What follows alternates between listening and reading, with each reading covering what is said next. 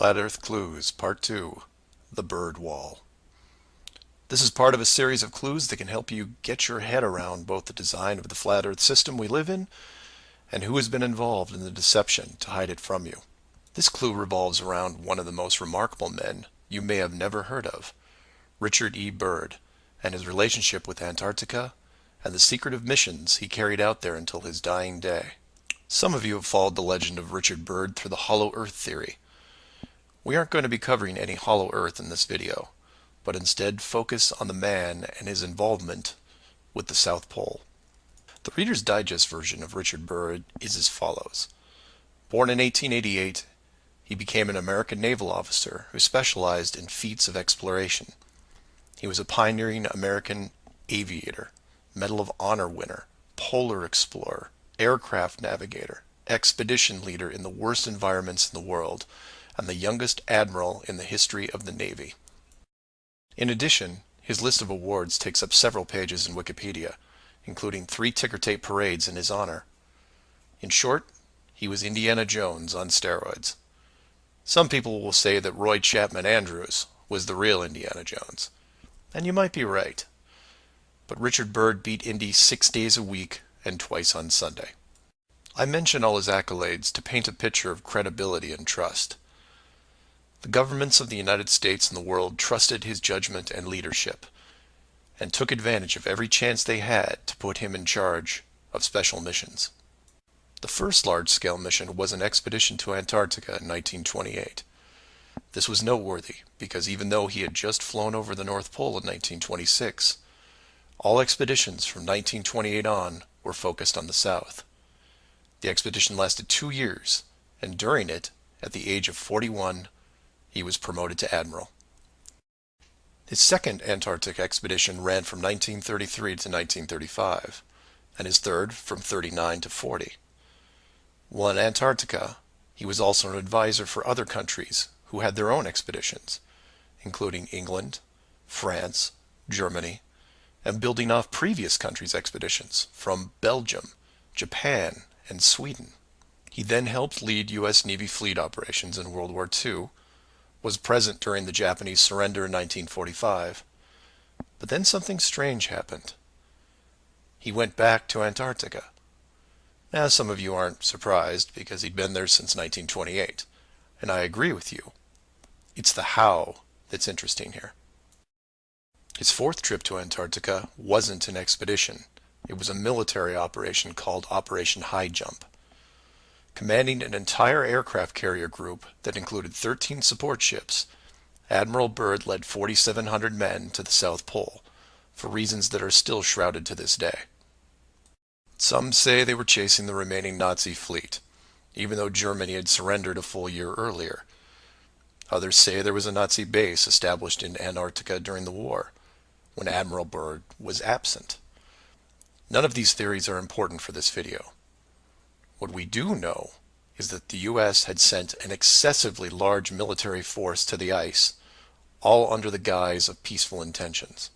During this operation, Admiral Byrd told a Chile newspaper this: "The most important result of his observations and discoveries is the potential effect that they have in relation to the security of the United States. The fantastic speed in which the world is shrinking," recalled the Admiral, "is one of the most important lessons learned during his recent Antarctic exploration. I have to warn my compatriots that the time has ended when we were able to take refuge in our own isolation and rely on the certainty that the distances, the oceans, and the poles were a guarantee of safety." After the operation, Admiral Byrd toured the States and gave interviews, the most interesting of which is a national television show in 1954 called The Longines Chronoscope. A horrible name, but a decent show. I've added a segment of it at the end of this video and linked it in the description. During this television interview, he first spoke of an area beyond the South Pole as large as the United States, which no one had set foot on yet. He then went on to say that there would probably be expeditions year after year because the U.S. government had really become interested. The interviewers then probed as to why the interest in the South, when any perceived military threat from Russia, keep in mind this was 1954, would be from the North. He went on to say that it was the most valuable and important place in the world for science. It involved the future of the nation, an untouched reservoir of untapped resources, including coal, oil, minerals, and uranium. He added that at the time of the interview, there were 7 nations currently engaged in Antarctica, including Russia, Australia, Argentina, Chile, and New Zealand. During the interview, the admiral talked about planning the next military mission to Antarctica. It was called Operation Deep Freeze and ran from 1955 to 1956. The mission was completed, and he supposedly returned home. Now this is where you come in and say, so what? And normally I'd agree with you, except for what happened next. Nothing happened next. The missions just suddenly stopped, and that was it. No other expeditions, military or otherwise, were conducted on the continent, ever. Then a treaty was put in place banning any country from doing basically anything. The end. And if you're wondering what you're missing, it's this. Admiral Byrd goes on television, says that this massive body of land, most of which sits on a plateau 2 miles high, is rich with every resource you could ever want, energy rich, pristine, with no indigenous population or plant life, and every country that has sent teams is ready to carve it up like a big turkey. Not to mention, there's an expanse of land larger than the United States they haven't even looked at yet. And out of the blue, everyone just calls the whole thing off? There are no environmentalists in 1959.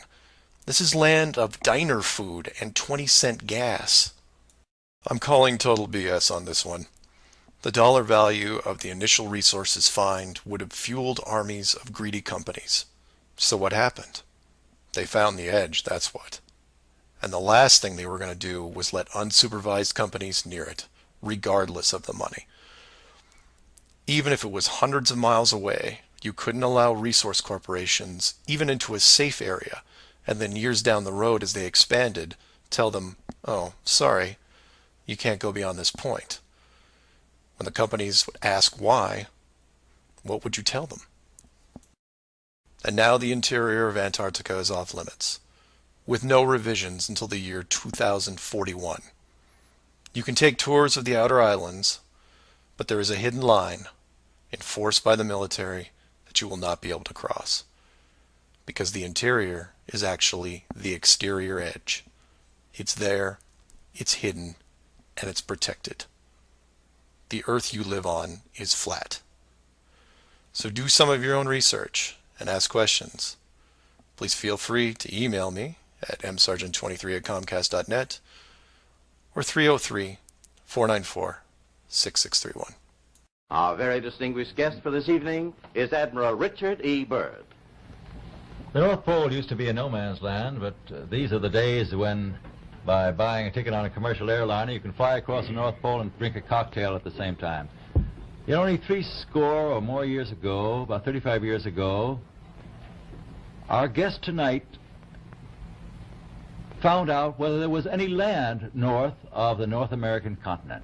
He made that first discovery flight, and I must say that Admiral Byrd, our guest tonight, is not only our greatest living explorer, but he's been an inspiration to countless Americans. Admiral Byrd, you've been to both the North Pole and the South Pole.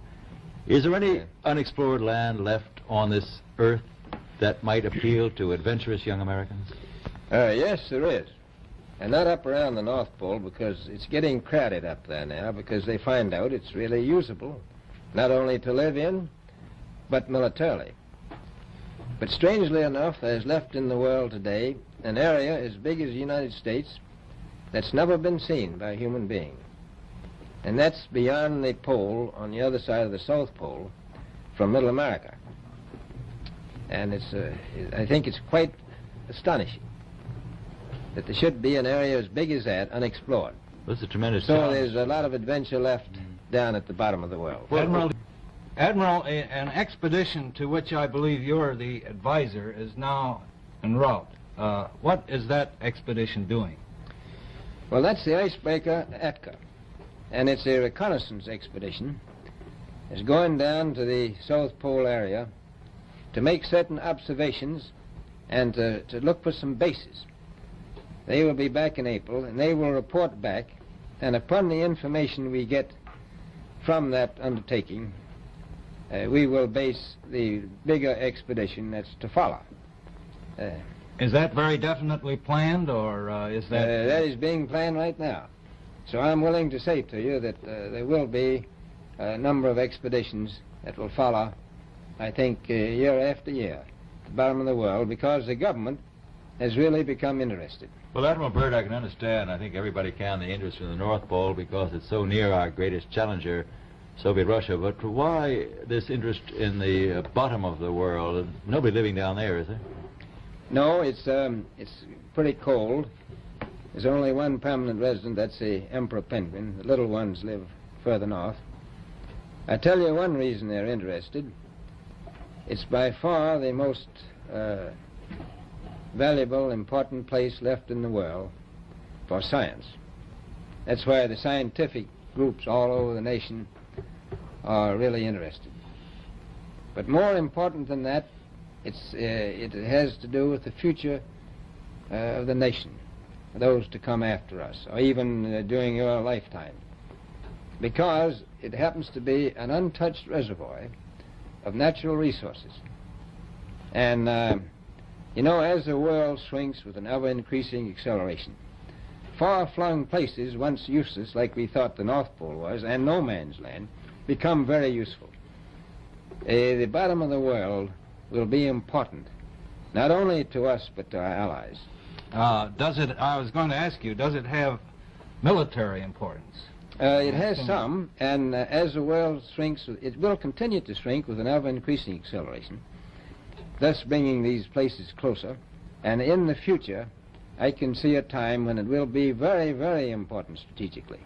Well, has the development of air power increased the strategic importance of places like the very much Palmer so. Peninsula, we'll say? Very much so. Even now, if anything happened and we lost the Panama Canal, we would have to control the islands just north of Antarctica, which are part of Antarctica. Then between there and Cape... Admiral, you speak of the resources of Antarctica. What are they? What are the natural resources there? Well, we've found enough of coal within 180 miles of the South Pole in a great ridge of mountains. It's not covered with snow, enough to supply the whole world for quite a while. Well, that's the coal. Now, there's evidence of many other minerals. We are pretty sure there's oil. Now, that coal shows the bottom of the world. Now, by far the coldest spot in the world. Where that coal is gets 100 below zero in the winter. Well, it was once tropical. So we think there's oil there, and there's evidence, probably uranium there.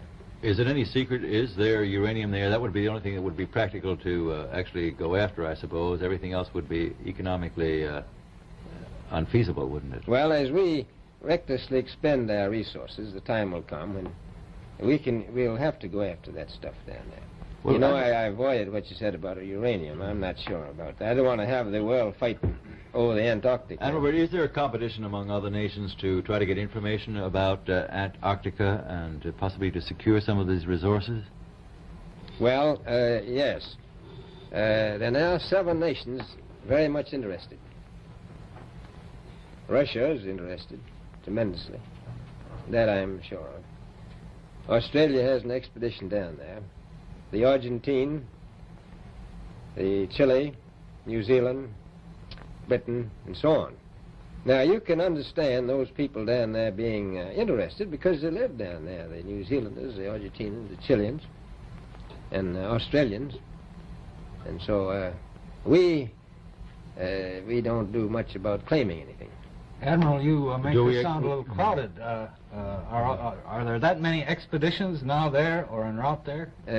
Well, you know, as I said, it's the most peaceful place in the world, but I don't think it will be for long because of this intense interest on the part of other nations and this nation. Advantage of every chance they had to put him in charge of special missions.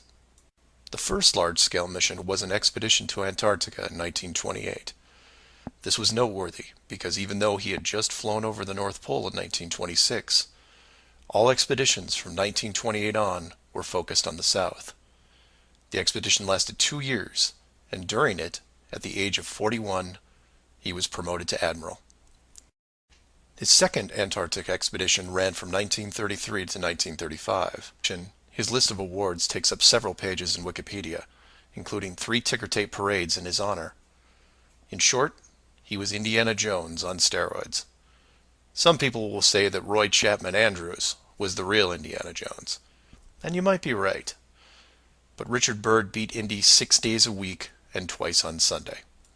I mention all his accolades to paint a picture of credibility and trust. The governments of the United States and the world trusted his judgment and leadership, and took advantage of Earth in this video, but instead focus on the man and his involvement with the South Pole. The Reader's Digest version of Richard Byrd is as follows. Born in 1888, he became an American naval officer who specialized in feats of exploration. He was a pioneering American aviator, Medal of Honor winner, polar explorer, aircraft navigator, expedition leader in the worst environments in the world, and the youngest admiral in the history of the Navy. In addition, Flat Earth Clues, Part 2, The Byrd Wall. This is part of a series of clues that can help you get your head around both the design of the flat Earth system we live in and who has been involved in the deception to hide it from you. This clue revolves around one of the most remarkable men you may have never heard of, Richard E. Byrd, and his relationship with Antarctica and the secretive missions he carried out there until his dying day. Some of you have followed the legend of Richard Byrd through the hollow earth theory.